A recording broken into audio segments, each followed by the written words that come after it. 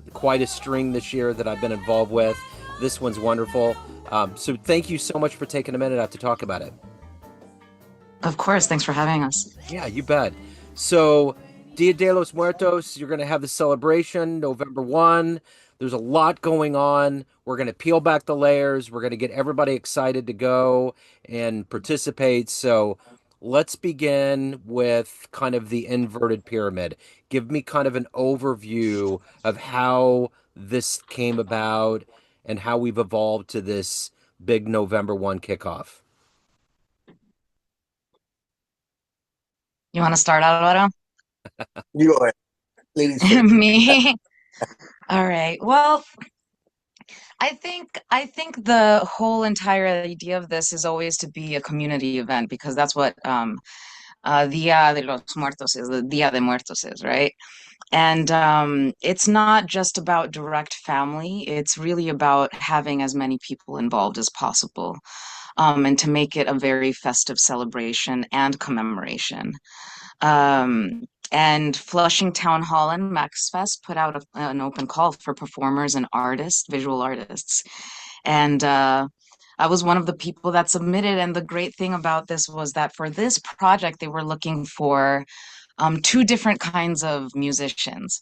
One that is operating more in the, traditional sense, and one that plays music that stems from Mexican traditions or of Mexican artists, but is, you know, another genre, another taste, has another style. So I was just excited to submit myself to that, and once they sent me the email that they approved, I was really excited because this is, just taking all of my roots, my culture, and my influences and interpreting it in a New York City kind of way, in a way that's more contemporary than what my grandparents or my parents left me with, is uh, is something I strive for always. So it's nice to participate in this. Yeah. Yeah. Alvaro, how about you? I totally agree about community, about bringing people together, bringing New York City together. Very diverse city. It's a very challenging city where people easy get lost. With everything that's happening. Could forget about our roots, about where we come from. Especially now with the youth. It's very important to work with kids. Who are and the people who are just getting involved with this tradition that's been happening for many years, for many decades. People, it might be something new for them. And for us, it's very important to keep traditions alive. Bring people together. Share a lot of love and bring a lot of our culture. We did a little more. Remember our ancestors. Bring this whole Coco movie to life, right? And bring a large piece of Mexico into their hearts, and for them to find a way to have this platform so they could get involved, and enjoy and experience what did Los Muertos. You know, Linda, before you got on, we were talking about him being in Brooklyn. My dad was born there, and his grandparents came over to Ellis Island from Italy. And I think about this modern culture that has been constructed of fear and kind of um, just looking at immigration as something that's bad, which is so anterior to the way this country is and the way it was formed. And, you know, uh, all of our lineages, no one's genuinely American. We're all blood from all kinds of countries. And that's the celebration. And that's the beauty of this country. And I think what you're doing in celebrations of cross-cultural cognizance is so important. I think now in 2025, is that something that you're thinking about with what's going on in this world and especially in America? I I definitely do. I think all of that, being able to speak a different language, even if it's just musically, even if it's not in terms of like speaking a whole actual language, but speaking a different musical language, playing the music of your ancestors and of your family, of your culture, I think even that is a pretty significant action. It's a pretty significant act because it's a way to hold on to something that you have. I think, like you said, the entire world has diasporas everywhere. There is all manner and sorts of people everywhere where you wouldn't expect, and um, in the US, it's so easy to to have, find your place in your diaspora, but also be disconnected from the traditions because they're hard to find or because there is no space for them. So I think I always jump at the chance when that space is created because for me growing up, it wasn't as easy to find them. And so now the moment that I can jump into them and that I find them and that I can be a part of them, I really celebrate that. I really enjoy that because it's important for me. It's important for me. That's all. Yeah. Yeah. Yeah. Totally agree, for sure, definitely. And I'm very excited what's going to happen this Saturday. It's our first time we're going to share the stage. We're going to make a lot of together, to different styles of music, to different talents, great talents. And I'm just as excited as the audience, to create music, and bring it together, bring our community together and share this great tradition. Very excited, definitely. And as you mentioned, that unifying language that everyone can understand is music, and obviously you love it. It's your life, it's your lifeline. Take me back to each of your respective roots as to how art and music and how did all of this kind of evolve into who you are today? Definitely. Well, for me, it is who I am. I'm a fifth generation mariachi musician here. My dad being pioneer and founders of mariachi music here in the early '70s, where there wasn't no big community whatsoever. You know, um, these traditions were hard to find. I mean, if you weren't like born into in a Mexican family, you didn't know what the Muertos was. So for us, it's very important. Me as being a fifth generation mariachi, sharing this big piece of who I am, where I come from, what it means to me, and I want to go ahead and convey these emotions, this the entire message through this journey that will be with our music, from Volver, Volver, by Vicente Fernandez, La Bamba, and then also very importantly as well, we also have special songs that are very adequate for the occasion. I'm Eterno, you're familiar, right? Juan Gabriel. So it's gonna be very interesting, very very in show. It's my first time um, being part of this matchup, and I'm just as nervous and excited. Yeah. Like, it's cool. I don't know what to expect. At the very moment.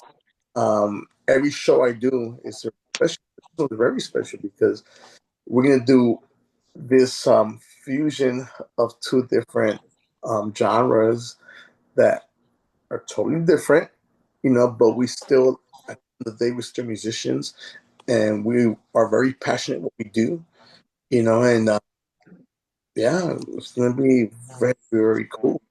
My musicians are just as excited as well. It was hard for me to it's kind of explain to them what's gonna happen because it's something Yeah. like I don't get it. Like, well, you know what? We're just gonna have to like get on there, do what we do, let the flow go, and that's the whole excitement about this, right? It's gonna be very organic, and I'm pretty sure. I mean, we're professionals, so we're gonna make this, you know, we're gonna make hand in hand with the audience, you know. We're gonna be interacting with them, So that's like we just have to wait and see what's gonna happen. It's gonna be a whole mashup. Like we don't know what it's gonna be live in live, right? Yeah. Yeah. Mariachi jazz. That's what it's gonna be. Uh-huh. I love it. Yeah, correct. So yeah, for me, it's very important for to people to get involved, the community to get involved, so they can go ahead and learn more about this tradition, support, us as musicians, support the entire platform because I've been aware that you guys they do a lot of mashups, not just once a. I was aware they was played once a year. They do like a few a year, So after this mashup, I'm gonna get involved as well and try to participate on their future shows. I want to see who comes together, who's supporting these events, so we can like go ahead and spread the word, and always be there, not because they just celebrating a tradition that I'm already like, I grew up with. I want to go ahead and learn about other people's traditions, other people's cultures, I want to appreciate what also bring to our community, right? So very Yeah. important. How about you, Linda? How did this journey begin and evolve into who you are today? I actually just recently made a post about this. I got the opportunity to play at an elementary school lately, just recently, and I got to sing the first song I ever sang in public when I was in kindergarten, when I was in elementary school. And it was the trippiest thing. It was so psychedelic because I'm sitting in, I'm standing in front of a whole bunch of little kids singing, and I hadn't sang the song since, right? Like it's been a long time. That was the last time I sang it. And and it's Cielito Lindo. And it was for Heritage Day. My mom brought, my family from Mexico brought over a little chinita poblana outfit, which is a local Puebla city lore and traditional outfit. They put a sombrero on my head. My dad, he grew up, listening to a lot of bolero, ranchera music.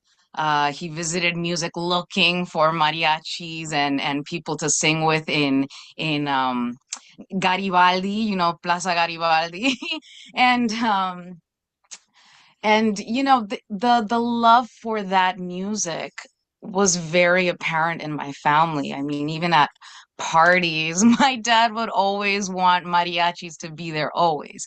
And my dad sings with them and my dad harmonizes with them. So I always had, that love of music in my life.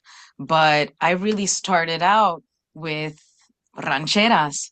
And I noted that in Cielito Lindo, the refrain is, ay, ay, ay, ay, canta y no llores, which means sing and don't cry.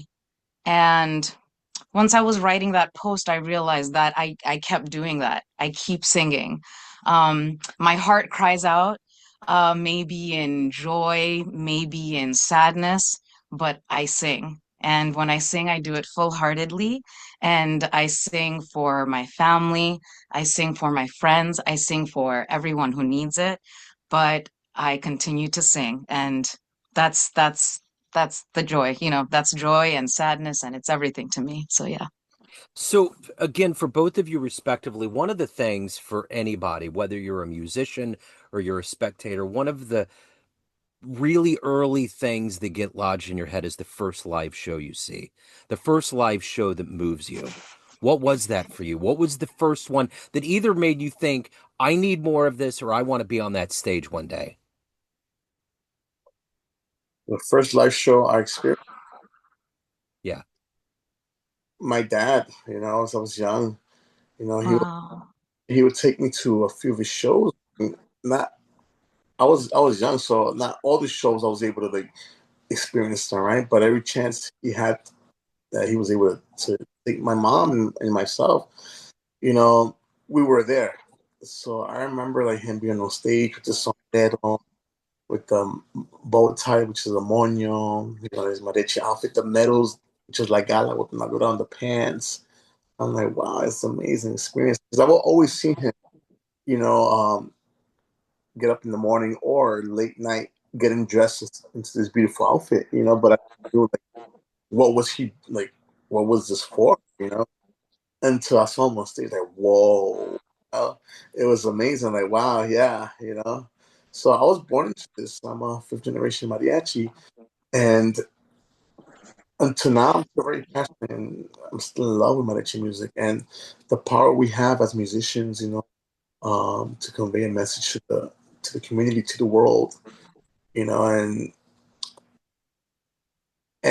try to have people like fall in love, with this Dia de los Muertos music. It's very special, very, very special. Yeah. How about you, Linda? Um, what was the question? I'm sorry. The first live show you saw on a stage that either made you want more or made you think, I want to be up there one day. Oh my gosh. I can't honestly look. The first live show I saw was either the Muppets or Luis Miguel with with my aunt, right? But so I don't know. It was probably either one of those, but that's really how all of the concerts and all of the shows I've seen since, it's been very varied. Like they've been very, so I feel like every time I have my face melted, I've been like, I want to do that. And then the next time I see something, I want to do that. It's like the next, I want to, you know what I mean? Like I just can't everything. I'm just fascinated by everything and everyone. And it's just like I love music so much. I love Yeah. it all. And I don't know. I can't. I will say though, the last show I recently saw was Alain Perez at the Blue Note. And he's an incredible bassist from Cuba. I mean, he just not just a bassist theme. He does everything. He honestly does. And I really felt like my skin was melting off my face and like I was just it was a great moment. But I always try to have fun. I love having fun and I try to enjoy everything. I don't believe in guilty pleasures. I always try to find something that makes something fun and something that's enjoyable, or at least find the joy that the other person is having. So I don't know, I can't pick, or at least I can't remember. Well, it's interesting you bring up the Cuban angle because I'm always fascinated because it's such a music is so interwoven into their culture and the musicians that play it. Miguel Zanon played at the Folly Theater in Kansas City, and he had an ensemble, and I believe the drummer was Cuban, and it was unbelievable. I mean, the way they emitted the DNA that was woven in to their lives to transmute that to the audience was spectacular. I mean, it was a different kind of a thing. But it's interesting you mentioned the Muppets because I was thinking about popular culture. Being an American kid growing up in Kansas City, I did not know about the Day of the Dead, and it's an addendum to the Peanuts. It was, the Halloween special. They kind of talk about it just a little bit, and I'm just like, what is that? Because I didn't grow up with that. It wasn't a cultural part of what we did. But I think about that in the lexicon of holidays that Americans celebrate. Halloween is just all about, kind of this adult cosplay, kid cosplay, minced with just scaring each other, just for why? Okay, all right. But the Day of the Dead makes most sense to me because we lose people all the time. And you get to that yearly point where we have Memorial Day and things like that. But this seems to be kind of the shedding of the seasons. We're going into a new season. There's so much symbolism to it. So my lead-in question is this: how much does this holiday mean to you, and to be able to be an artist to present that to an audience, to celebrate those that we've lost? How much of that now and historically has been a part of your joy and being able to do that? It's very important to differentiate, right? And the two celebrations. Like another one that we very quick that we get very mixed up with is Mexican Independence Day, right? People think it's Cinco de Mayo, right? So it's a celebration. We have Independence Day in September. What's why? So same thing, right? People get Dia de los Muertos a little bit mixed up with Halloween. Yeah, it could go hand in hand, because they're very close to dates, but it's definitely a different celebration. Day of the Dead is a celebration of life after death. Remembering our ancestors, and yeah, it's very different. It's not about just the whole costume, trick or treating. In Mexico, we it's a big tradition to hacer pan, do bread, pan de muerto. you know, La Flor de Cempasúchil, and the altars, it's not about costumes. Now in Mexico, we have kids, they add that component of like, to add some more fun, they get dressed up, but it's not about dressing up and being costumes, about scaring people, no, it's not.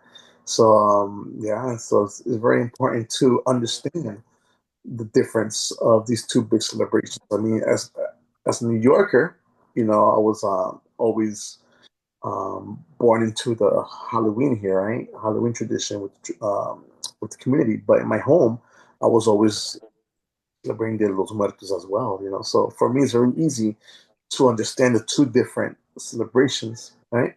Yeah. But this whole mashup, Dia de los Muertos, I'm pretty sure there's gonna be a lot of people who learn a bit more, appreciate Yep. this tradition a bit more, So yeah.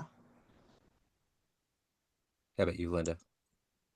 I think something interesting about having parents that have two very different cultures that have a lot of overlap is that I kind of get the perspective, or a lot of the time, um, I'm allowed the perspective of seeing the syncretism of celebration and how celebrations get exchanged with other things.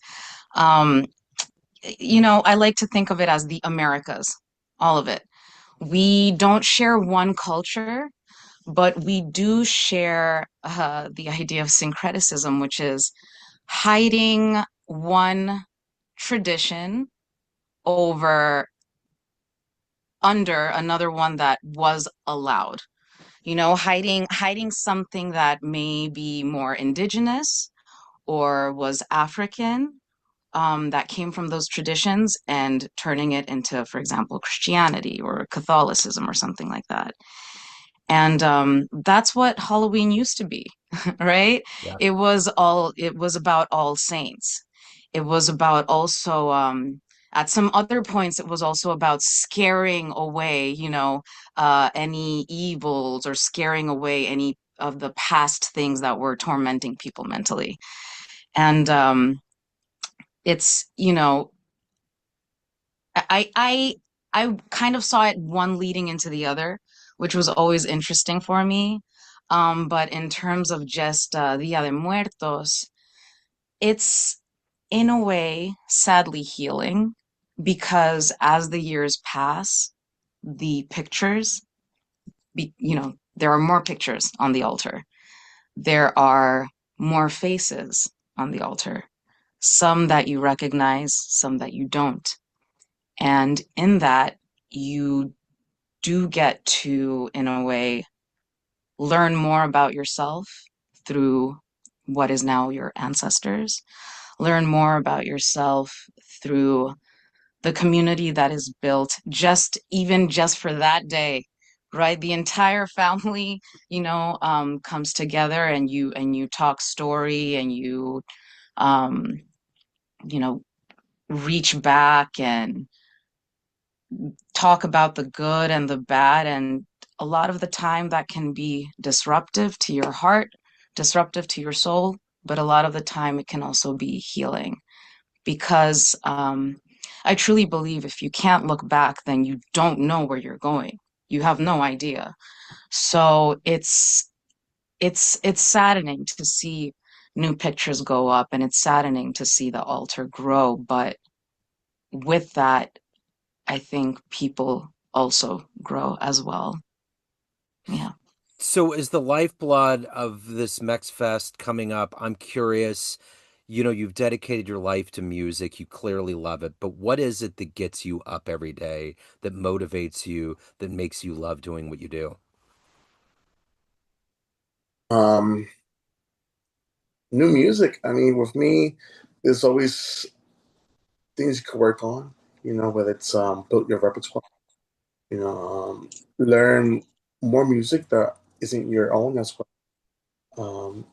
Do fusions. Um, Technique. I mean, as musicians, we have to. We like the technology. We have to. update ourselves. We have to maintain ourselves, our talents. We have our routines, we have our warm ups. So it's not nothing like, hey, okay, I'm at this point. I got up to here, and I'm fine with that. Like, no, it's a work in progress. I mean, there's no ending to this. So we have to like find a way how to maintain ourselves, how to keep going there, how we keep building everything from technique to repertoire. Yeah. How about you, Linda? I'm gonna take this question super literally. My cup of coffee is music and dance. I need to blast something in the morning, otherwise this doesn't turn on. Like it just does not turn on. So I just need that energy and that movement. And I think that's always like, music for me is an adrenaline rush. Performing is an adrenaline rush. And I get to do it with a whole bunch of musicians that are like extremely talented and creative and are also just wanting to create in the moment and just make something and join in that feeling of adrenaline and join in that feeling of kind of like, just like unity and I don't know, maybe I'm being too too like love and hearts and everything, but that's what it's about to me. It's just about making it feel like everyone is a part of it. Everyone can dance along, everyone can sing along, you can bop your head. Just it doesn't matter if your heart is beating, that's a dance too. So like, you know, I don't know. It's about Yeah. just oneness, I feel like. Yeah, I get it. So November 1st, 2025 at Flushing Town Hall, the celebration, MexFest, music and honoring loved ones will happen. If anyone wants to get involved, any final thoughts on this celebration? What do you Yeah. have? Go ahead and also share that before the entire musical concert starts, we're gonna have a dance workshop. Okay, so we encourage everybody to participate, and dance your way off into this great celebration and mashup for the dead. I realized earlier today that this is my first open to the public hometown show in Flushing. So I'm excited to see who comes out, who shows up, what familiar faces I see in the crowd. And it's at Flushing Town Hall, which is, it's a landmark in its own right, but also on my walks in the neighborhood. So I'm hoping to see people. I hope, I'm really excited to do this. I'm so, so excited. Yeah. Right on. Well, I will be shouting this from the mountaintops. It's so great to catch up with you. Thank you for taking a minute out to talk about this event, your life and music. Thank you so much. I appreciate it. Thank you. Take care. You bet. You too.